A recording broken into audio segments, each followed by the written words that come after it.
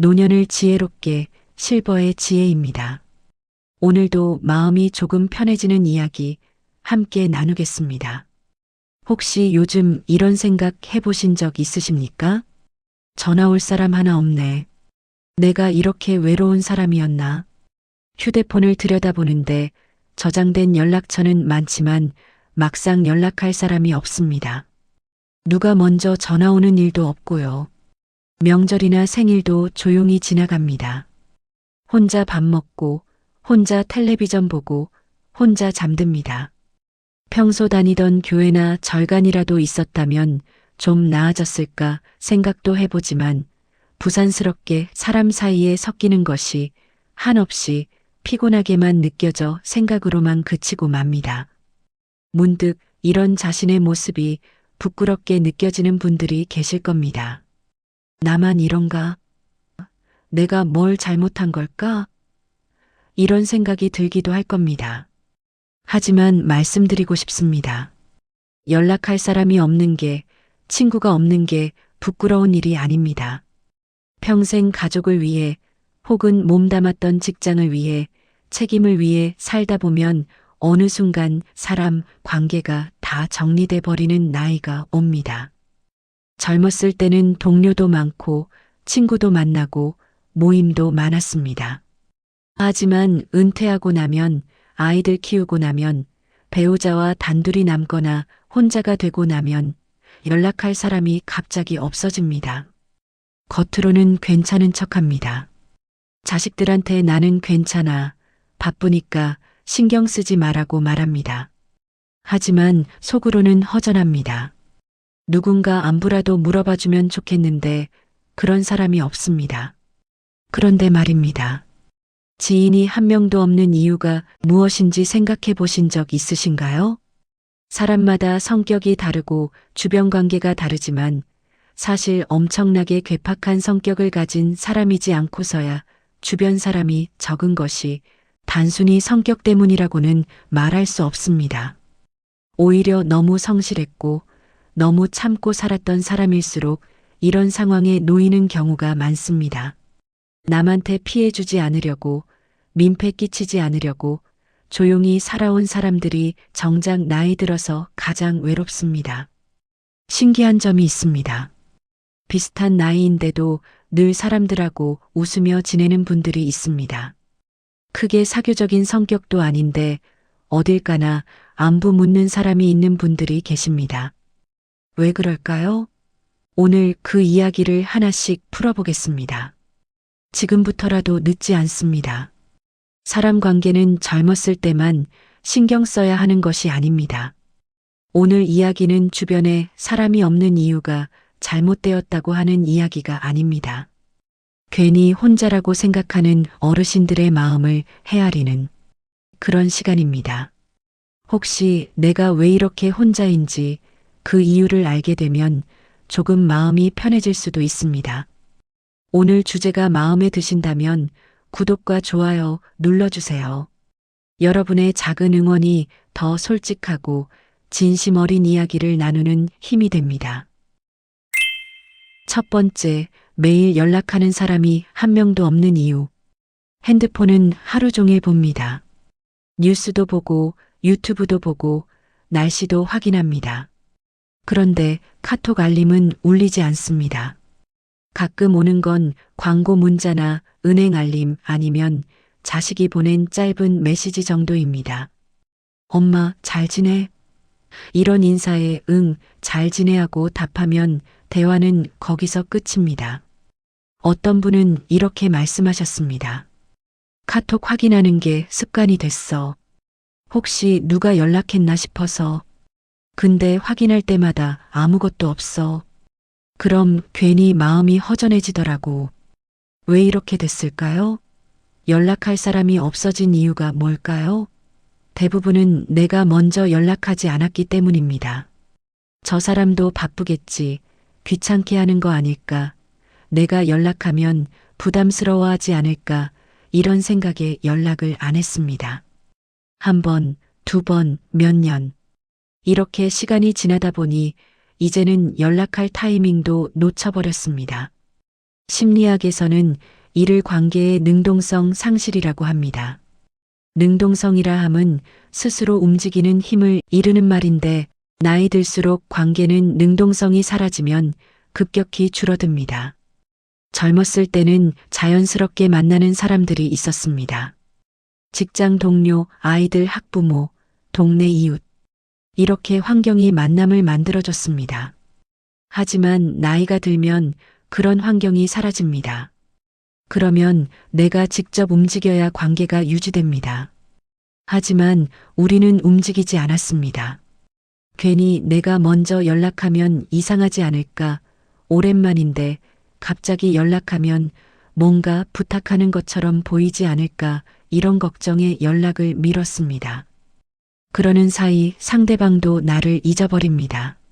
서로 잊고 지내다 보니 이제는 연락처만 남은 사이가 됐습니다. 예를 들어볼게요. 예전에 같이 일하던 동료가 있었습니다. 은퇴하고 나서 한두 번은 연락하고 만났습니다. 그런데 자꾸 만나면 할 이야기도 없고 뭔가 어색했습니다. 그냥 안 만나는 게 편하겠다 싶어서 연락을 끊었습니다. 그 동료도 마찬가지였을 겁니다. 그렇게 서로 연락이 끊겼습니다. 그럼 이런 상황을 어떻게 바꿀 수 있을까요? 간단합니다. 연락하고 싶은 사람이 생기면 먼저 연락하면 됩니다. 오랜만에 생각나서 연락했어. 잘 지내? 이 한마디면 충분합니다. 거창한 이유가 필요한 게 아닙니다. 그냥 생각나서, 궁금해서, 안부가 궁금해서, 이 정도면 됩니다. 처음엔 어색할 겁니다. 갑자기 연락하면 이상하게 생각하지 않을까? 이런 걱정이 들 겁니다. 하지만 대부분의 사람들은 반갑게 받아줍니다. 어머, 오랜만이네. 잘 지내셨어요? 이렇게 자연스럽게 대화가 이어집니다. 연락이 없는 건 내가 필요 없어서가 아니라 먼저 다가가는 걸 너무 오래 멈췄기 때문일 수 있습니다. 오늘이라도 연락처를 한번 펼쳐보세요. 오랜만에 생각나는 사람이 있으면 그냥 간단하게 안부 한마디 보내보세요. 그게 시작입니다. 하지만 내 연락처를 들춰봐도 딱히 연락하고 싶은 마음이 드는 사람이 없다면 그냥 그대로 두세요. 내가 필요할 때, 내가 마음이 움직일 때 연락하면 됩니다. 다만 내가 먼저 연락을 시작할 때 망설이거나 어색하게 생각하실 필요는 없습니다. 두 번째, 사람 많은 자리에 가기 싫어지는 이유. 동창회 모임 초대를 받았습니다. 가긴 가야 할 것 같은데 마음이 무겁습니다. 가면 무슨 이야기를 하지? 나만 말이 없으면 어떡하지? 이런 걱정이 앞섭니다. 결국 핑계를 대고 안 갑니다. 몸이 좀 안 좋아서, 다른 약속이 있어서, 이렇게 몇 번 빠지다 보니 이제는 아예 초대도 안 옵니다. 왜 사람 많은 자리가 불편할까요? 혼자 있는 게 편한데 사람들 속에 있으면 오히려 외롭습니다. 다들 웃고 떠드는데 나만 말이 없습니다. 어떤 때는 웃어야 할 타이밍조차 놓칩니다. 내가 여기 왜 왔나 싶은 생각이 들면서 시계만 자꾸 봅니다. 빨리 끝나고 집에 가고 싶어집니다. 어떤 분은 이렇게 말씀하셨습니다. 모임 가기 전에는 가고 싶거든. 사람들 만나는 것도 좋고, 근데 막상 가면 괜히 말수적은 사람이 돼. 나만 튀는 것 같고, 나만 재미없는 것 같아. 그래서 다음부터는 안 가게 돼. 이게 바로 내향적인 사람들의 특징입니다. 사람이 싫은 게 아닙니다. 다만 에너지가 빨리 소진되는 겁니다. 심리학에서는 내향성과 외향성을 에너지 충전 방식으로 설명합니다. 외향적인 사람은 사람들과 있을 때 에너지가 충전됩니다. 하지만 내향적인 사람은 사람들과 있을 때 에너지가 소모됩니다. 혼자 있어야 에너지가 다시 채워지는 거죠. 나이가 들면 이 피로감이 더 심해집니다. 젊었을 때는 억지로라도 웃고 떠들 수 있었습니다. 하지만 나이가 들면 그럴 힘도 그럴 이유도 없어집니다. 굳이 내가 힘들게 사람들한테 맞춰야 하나? 이런 생각이 들면서 모임을 피하게 됩니다. 예를 들어볼게요. 경로당에 처음 갔습니다. 사람들이 다 아는 사이처럼 편하게 이야기합니다. 나는 구석에 앉아서 그냥 지켜봅니다. 누가 말 걸어주기를 기다리는데 아무도 말을 안 겁니다. 한두 시간 있다가 그냥 나옵니다. 역시 나는 이런데 안 맞아 하면서 다시는 안 갑니다. 그럼 어떻게 해야 할까요? 억지로 사교적이 될 필요는 없습니다. 다만 작은 모임부터 시작하는 게 좋습니다. 10명, 20명이 모이는 자리는 부담스럽습니다. 하지만 두세 명이 조용히 차 마시는 자리는 괜찮을 수 있습니다. 대화도 깊이 있게 나눌 수 있고 내가 말하지 않아도 어색하지 않습니다. 사람이 싫은 게 아니라 에너지가 빨리 닳는 사람일 뿐입니다. 그러니 내 속도에 맞는 관계를 찾으면 됩니다. 시끄러운 모임이 아니라 조용한 만남, 큰 파티가 아니라 작은 모임. 이런 식으로 내게 맞는 방식을 찾으면 사람 관계가 훨씬 편해집니다. 세 번째, 가족 앞에서도 말을 아끼게 되는 이유. 자녀에게 전화가 왔습니다. 엄마, 잘 지내? 응, 잘 지내. 밥은 먹었어? 응, 먹었어. 대화가 짧게 끝납니다. 사실 하고 싶은 말이 있었습니다. 요즘 좀 외롭다, 가끔 답답하다, 이런저런 생각이 든다. 하지만 이런 말은 하지 않습니다. 괜히 자식 걱정시키는 것 같고 약한 모습 보이는 것 같아서요. 어떤 분은 이렇게 말씀하셨습니다. 자식 앞에서도 말 아끼게 돼. 내 속마음을 말하면 걱정할까봐. 그래서 항상 괜찮은 척해. 근데 그러다 보니까 자식한테도 진짜 내 마음을 말하는 게 어려워졌어. 왜 가족과도 편하지 않을까요? 가족이니까 오히려 더 불편한 겁니다. 평생 부모 역할을 해왔기 때문입니다. 부모는 강해야 하고, 부모는 의젓해야 하고, 부모는 자식한테 짐이 되면 안 된다고 생각했습니다. 그래서 힘들어도 참고, 외로워도 혼자 견디고, 속상해도 내색하지 않았습니다. 심리학에서는 이를 역할 고착이라고 설명합니다. 오랫동안 한 역할에 갇혀 있으면 그 역할에서 벗어나기 어렵습니다. 부모 역할을 수십 년 해왔기 때문에 이제 와서 약한 모습을 보이기가 어려운 겁니다. 엄마 아빠가 이러면 안 되는데 라는 생각이 무의식적으로 작동하는 거죠. 그런데 자식들은 어떻게 생각할까요? 대부분은 부모님의 속마음을 알고 싶어 합니다. 엄마는 항상 괜찮다고만 하시는데 진짜 괜찮으신 건가? 아버지가 요즘 우울해 보이는데 뭐라고 물어봐야 하나? 이런 고민을 합니다. 하지만 부모님이 마음을 열지 않으니 다가가기 어려운 겁니다. 예를 들어볼게요. 명절에 가족들이 모였습니다. 다들 즐겁게 이야기하는데 나만 조용히 있습니다. 손주들 이야기는 들리는데 내가 끼어들 틈이 없습니다. 내가 뭐라고 말할까? 생각하다가 시간이 지나갑니다. 결국 아무 말도 안 하고 밥이나 더 먹어라 이런 말만 하게 됩니다. 그럼 어떻게 해야 할까요? 가족에게까지 항상 괜찮은 척할 필요는 없습니다. 가끔은 솔직하게 요즘 좀 외롭다 이런 생각이 든다고 말해도 됩니다. 처음엔 어색할 겁니다. 평생 그런 말을 안 했는데 갑자기 하려니 쑥스럽습니다. 하지만 자식들은 그런 말을 듣고 싶어 합니다. 부모님이 진짜 어떤 마음인지 알고 싶어 합니다. 부모 역할에서 조금 내려오면 가족과의 관계가 훨씬 편해집니다. 강한 부모가 아니라 그냥 한 사람으로 대화할 수 있게 되는 거죠. 그러면 가족이 가장 편한 사람이 될 수도 있습니다. 네 번째, 혼자 있으면 오히려 안정되는 이유. 약속을 잡았습니다. 그런데 상대방한테서 연락이 왔습니다. 죄송한데 갑자기 일이 생겨서 다음으로 미뤄도 될까요? 그 순간 속으로 안도합니다. 아, 다행이다. 밖에 나가는 게 귀찮았는데 취소돼서 오히려 좋습니다. 이제 편하게 집에서 쉴 수 있습니다.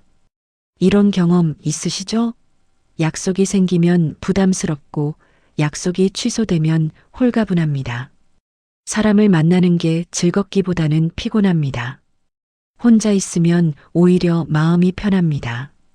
아무한테 신경 쓸 필요도 없고 맞출 필요도 없고 그냥 내 마음대로 있으면 되니까요.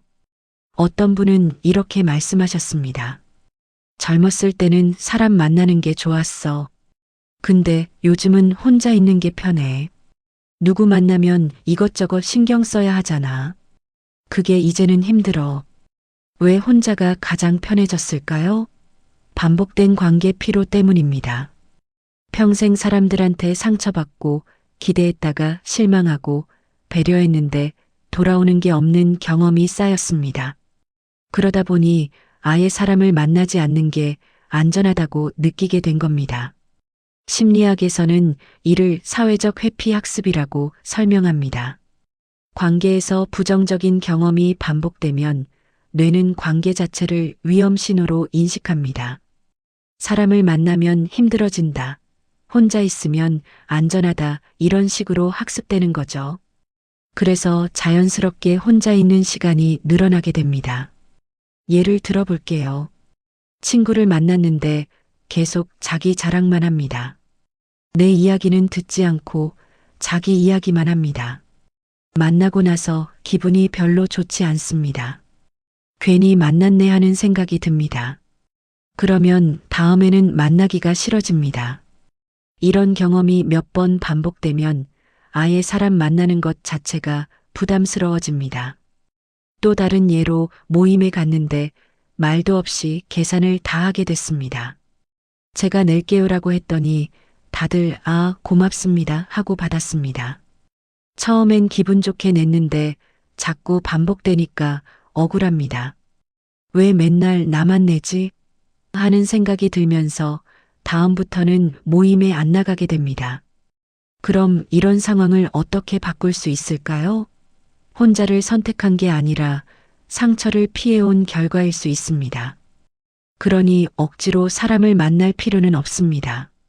다만 혼자 있는 게 정말 편해서인지 아니면 상처가 무서워서인지는 한번 생각해 볼 필요가 있습니다.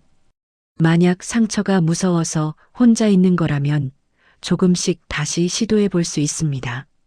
모든 사람이 상처를 주는 건 아니니까요.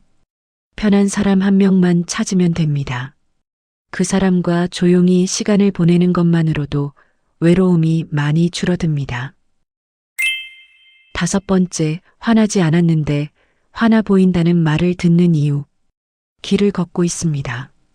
동네 사람이 지나가면서 인사합니다. 안녕하세요.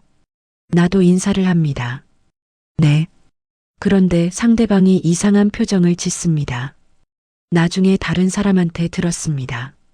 그 사람이 그러는데 당신이 화나 있었대요.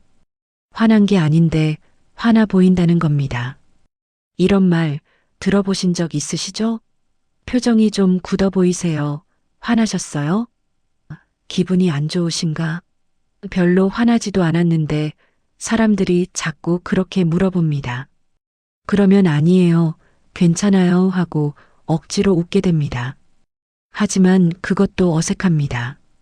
어떤 분은 이렇게 말씀하셨습니다. 나는 그냥 편하게 있는 건데 사람들이 자꾸 무서워 보인대. 일부러 그런 게 아닌데 표정이 원래 이래. 왜 표정이 굳어 보일까요? 나이가 들면서 얼굴 근육이 덜 움직이는 것도 있지만 더 큰 이유는 감정 표현을 줄이며 살아온 세대의 특징입니다.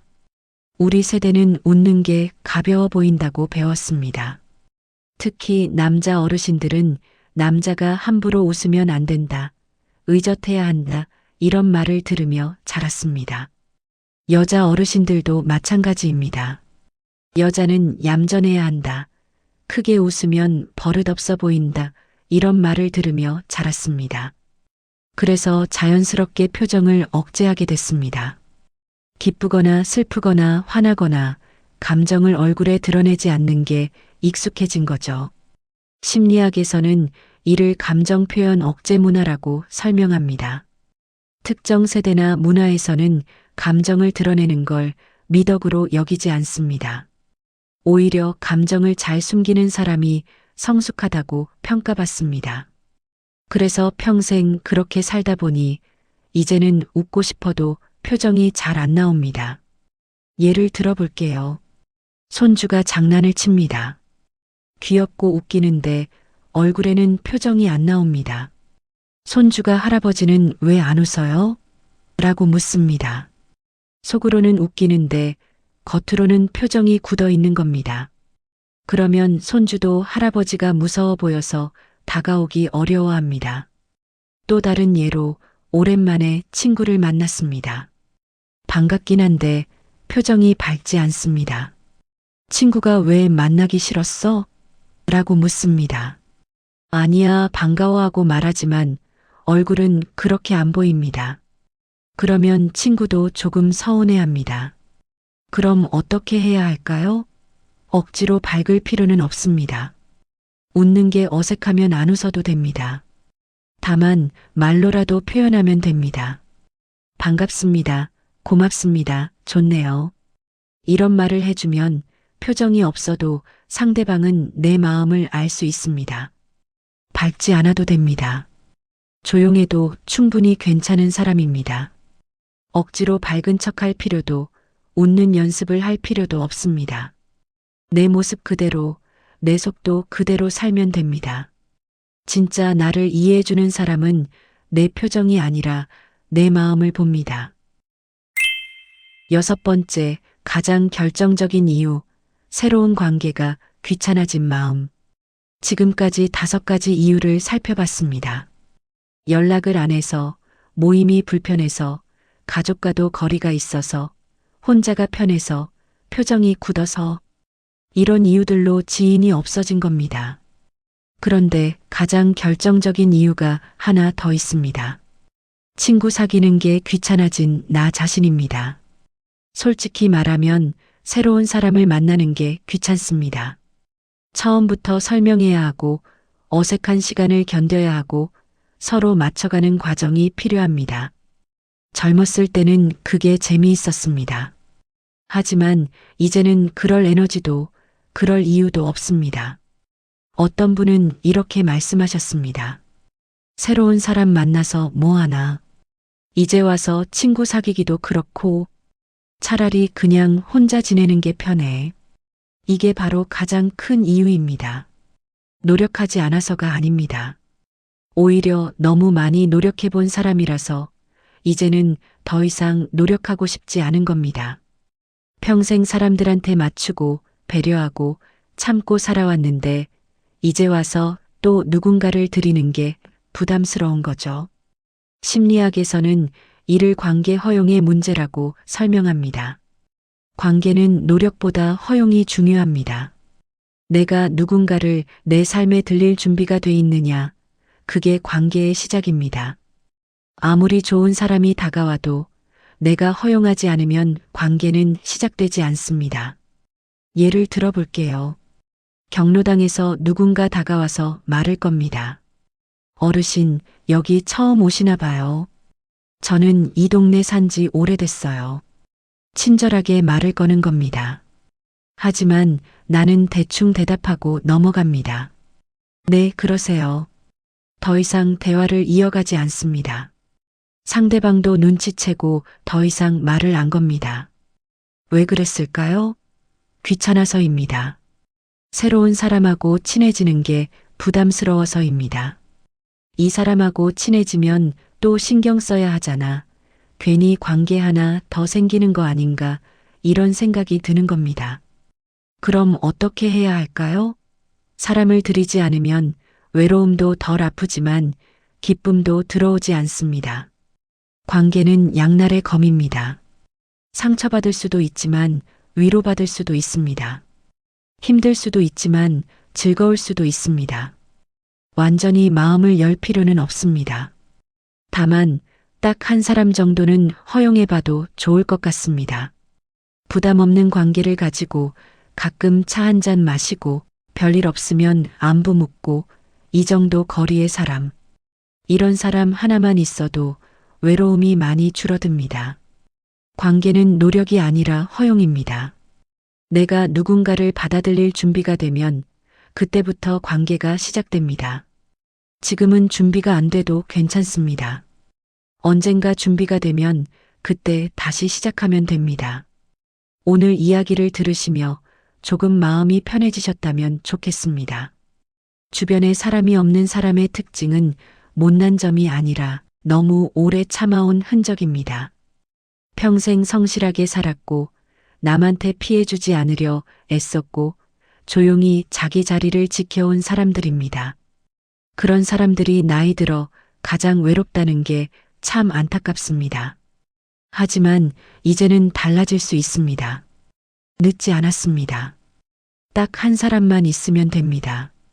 10명, 20명이 필요한 게 아니라 부담 없는 관계 하나면 충분합니다.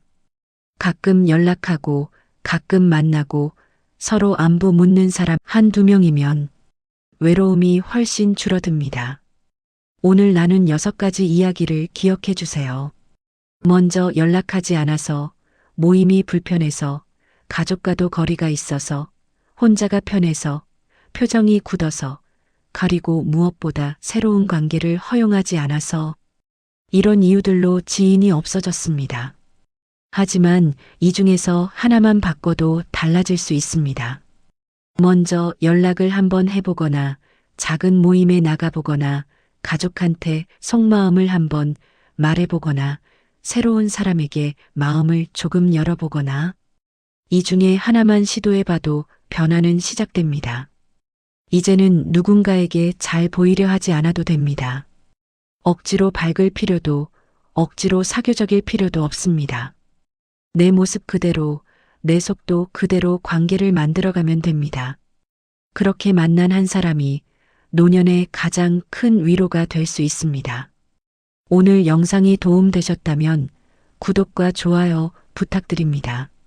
앞으로도 여러분께 꼭 필요하고 도움되는 정보로 찾아뵙겠습니다. 오늘보다 내일이 조금 더 편안하시길 바랍니다. 지금까지 실버의 지혜였습니다.